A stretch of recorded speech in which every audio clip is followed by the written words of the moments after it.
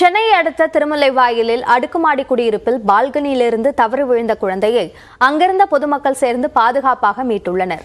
சென்னை அம்பத்தூர் அடுத்த திருமுல்லைவாயலில் விஜிஎன் அடுக்குமாடி குடியிருப்பின் 2வது மாடி பால்கனியில் இருந்து குழந்தை ஒன்று சன்ஷேட் எனப்படும் ஜன்னல் மேல் அமைக்கப்பட்டிருந்த ஆஸ்பெட்டாஸ் ஷீட் மீது விழுந்துள்ளது.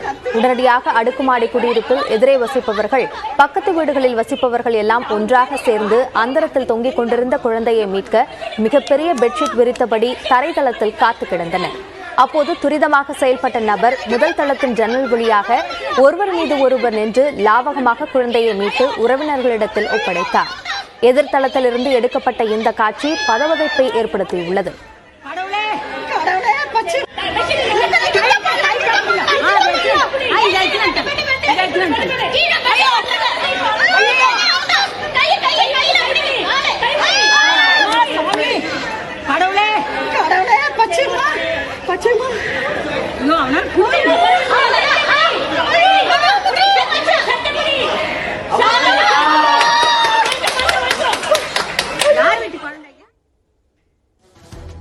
இரண்டாவது மாடியிலிருந்து கீழே விழுந்த குழந்தை அந்தரத்தில் தொங்கிக் கொண்டிருந்த காட்சி சமூக வலைதளங்களில் வேகமாக பரவி வருகிறது.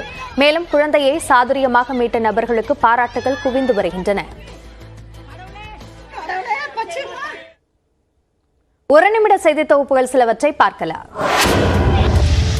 பூம்பாறை உள்ளிட்ட கொடைக்கானல் மேல்மலை கிராமங்களில் 4வது நாளாக காட்டு தீ பற்றி எரிந்து வருகிறது. கொடைக்கானலில் கடும் வெப்பத்தால் மலைப்பகுதிகளில் உள்ள புற்கள், செடி கொடிகள் காய்ந்து காட்டுத்தீ ஏற்படுவது கடந்த சில மாதங்களாக தொடர்கதையாக உள்ளது. இந்நிலையில் பூம்பாறை, கூக்கால், மன்னவனூர் உள்ளிட்ட வனப்பகுதியில் கடந்த 3 தினங்களுக்கு முன்பு காட்டுத்தீ பற்றியது. அதனையடுத்து 4வது நாளாக தீ கட்டுக்கடங்காமல் பரவி எரிந்து வருகிறது.